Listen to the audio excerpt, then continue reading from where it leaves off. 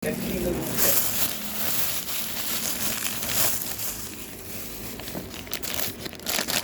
When doon sa message, you're referring to a text. Sino yung text? Yung text mo. Okay? Kanino sinend yung message? Bakit sabi ko yan? Sa peering message ko yan, hindi ko na pwede yung screenshot na picture mo sa akin. Kanino pinapicturan? Sa akin po. Alright, thank you. So, Ponto basically indicates nila that. Alright, next slide. Do we have other slide? Can we go back again? Go back to the last. Pangalawang ano yan, di ba? Can we read for the record? Ayan, second slide. Next slide. Yan. Can we read for the record what is the second message? Again, this is the conversation budget is coming here, etc. He committed sa akin pinaka-mababang commitment ng DPWH. Ngayon parang lumalabas, saying na ang lamin ko. Engineer JP Mendoza. Nahihiya, gago. Can you read it for the record? Bukol Villanueva. For ECA, his budget is coming here, etc. He committed sa akin, pinakamababang commitment ng secretary, DPWH secretary. Ngayon parang lumalabas saying na ang 1 and 2. Pag-usapan namin both bukas po. So, can relate to check po. Okay, alright, thank you. Next slide. This is another slide which is the same context.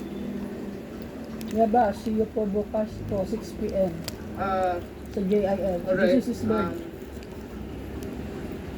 Sige po, just read it for the record. This is another slide. Conversation between Senator Joel and District Engineer Henry Alcantara, taken by Engineer JP Mendoza.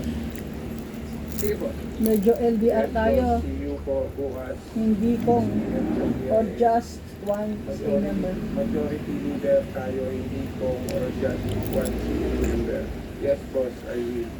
Alright, that is clear. Next slide, please.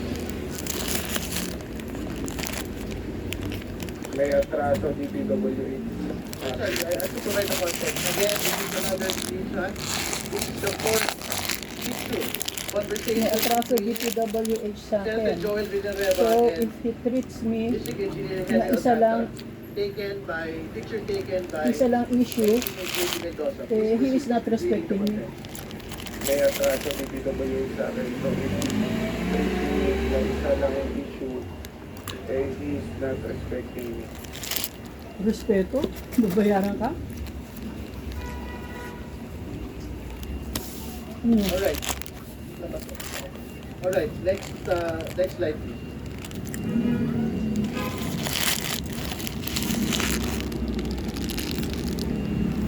Ma'am, punta kami sa Davao. This person, That's for my full, Your Honor. this is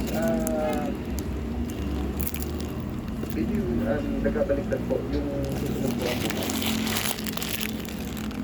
Ito po. This was way back 2022. The time when Ben Ramos was introduced to me by my boss, si Alcantara. And sinabi niya dito na may project na binigay si Boss Henry Alcantara sa kanya. So, from WP Construction, yung ano po, yung tao.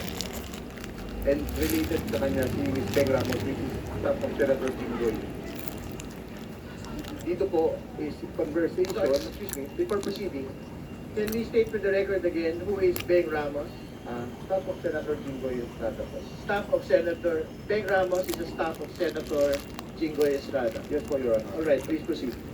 Saan ulit Dito sa sa time Jimboy? na meron pong project na binigay si Boss Henry Alcantara kay Ms. Beng Ramos to Miss Mina of WP Construction. So, yun po yung ginamit na license or contractor. At nandyan po yung pag-uusap kung kailan po kapitaligan ng pag-uusap dahil kailangan po yung Boss Henry.